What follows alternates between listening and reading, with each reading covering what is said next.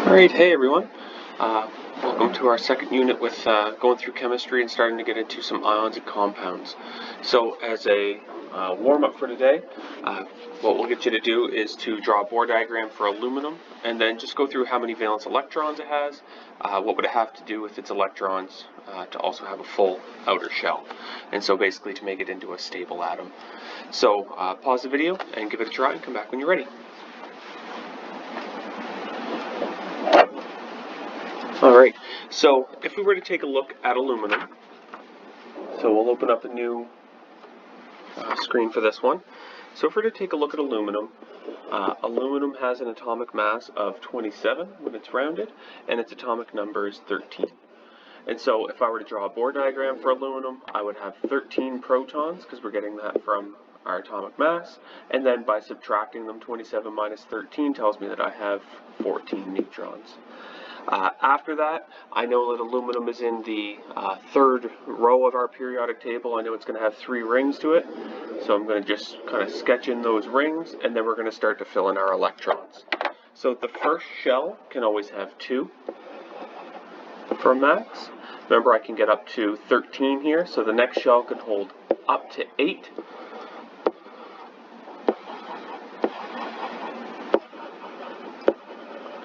And then that makes 10, so the last one would hold 3. And so that would be my Bohr diagram for aluminum.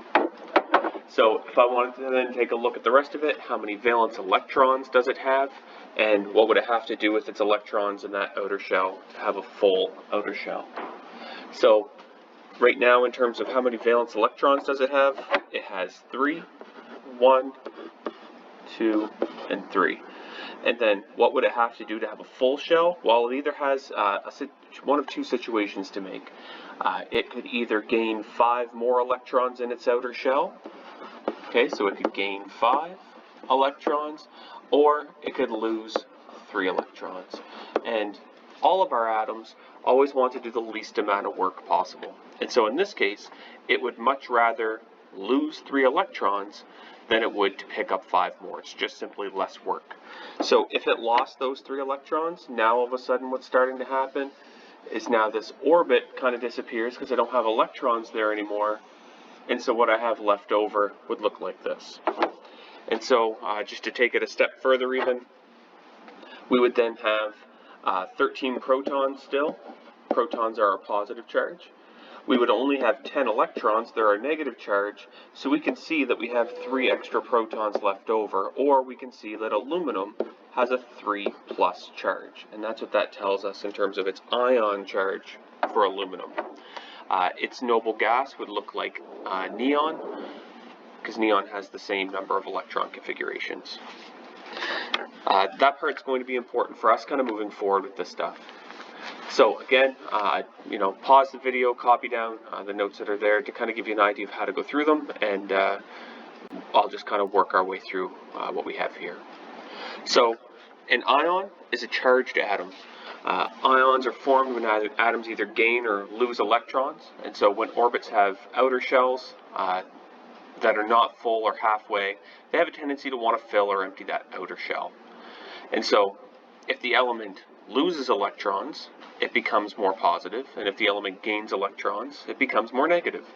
So in oxygen's case in the picture that's here, for instance, oxygen has 6 electrons in its valence shell, or its outer shell, so oxygen would really want to pick up 2 more in that outer shell to make 8 in total.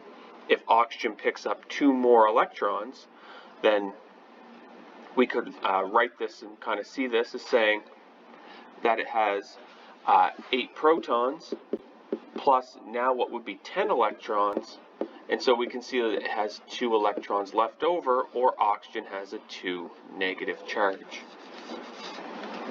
Okay, so we can take a look and kind of get the idea. It's almost backwards thinking that if you're adding things, it's 2 negative, or adding things, it's negative, but if we're taking away things, it's positive. What we have to keep in mind here is the things that we're adding or taking away are electrons, and electrons are negative. So if I add electrons, I'm really adding more negative things, and if I take away electrons, I'm taking away negative things, which is going to leave me more positive. So Maybe we'll make this a little bit smaller so you can see. So the noble gases, they don't like to react as much because they're already stable. And our noble gases are the ones that are over here on this far right side. So they're already stable. So if I take a look at something like neon, for instance, it already has 8 electrons in the outer shell. It doesn't really want to react with anything else. Ionic charges are assigned to an unstable element to indicate how many electrons are either gained or lost. And so we can go through this kind of process the whole time and figure out what these charges are. And when we see them, we tend to write them in the top right-hand corner of the element, indicating either that they've gained or lost electrons. And so in each of these scenarios, in each of these cases, oxygen in this case, it's 2 negative, so that means that it has gained 2 electrons. If I take a look here, this one it's gained 3 electrons. If I take here, beryllium, it's 2 plus, this is saying that it's lost 2 electrons. That's the reason why it's positive. Neon is already stable because it's a noble gas. So we can kind of get an indication here of what ion charge stands for if we just take a look in that top right hand corner of each element. Now we can then also take a look at these Bohr diagrams. The stable Bohr diagram represents one of the noble gases that are there. And from the last unit we talked about those representing that isoelectronic noble gas, right? So we'd say something like this with oxygen, which one does it represent? And so we'd see our oxygen atom, it picks up 2 extra electrons, and so we would say the isoelectronic noble gas for oxygen would then be neon.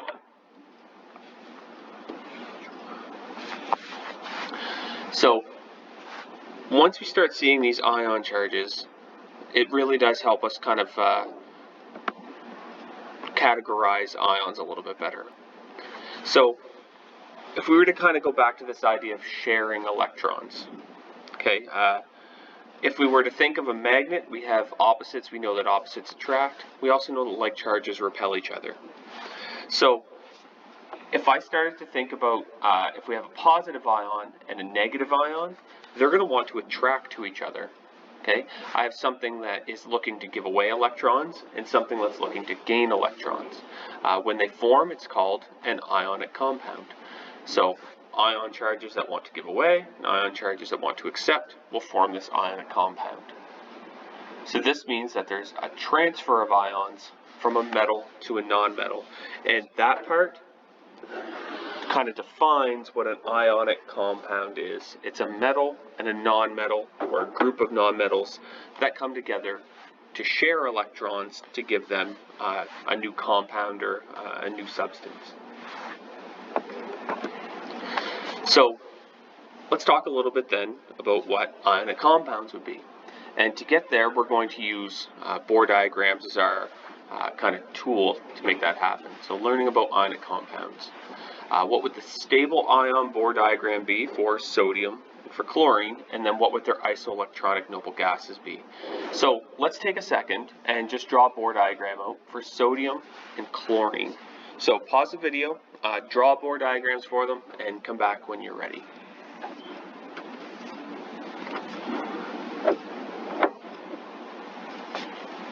Alright, so sodium is our atomic number 11. So sodium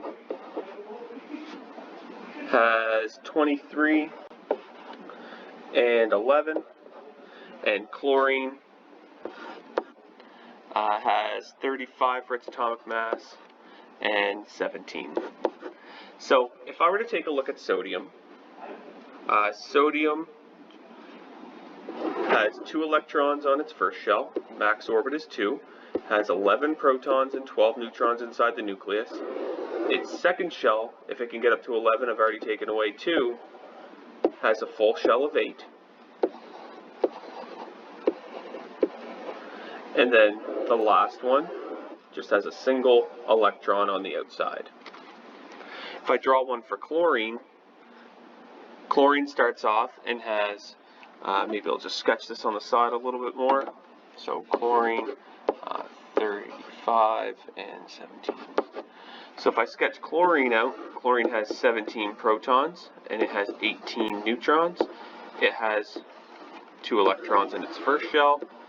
It has 8 in shell number 2, second energy level. And then in the last one, it has 7. And so again, all these electrons should then add up to give me 17 total electrons in that atom. So if I were to write an ion for sodium, sodium has, to be stable, sodium would want to get rid of its electron. So sodium loses 1 electron and its ion charge is Na+.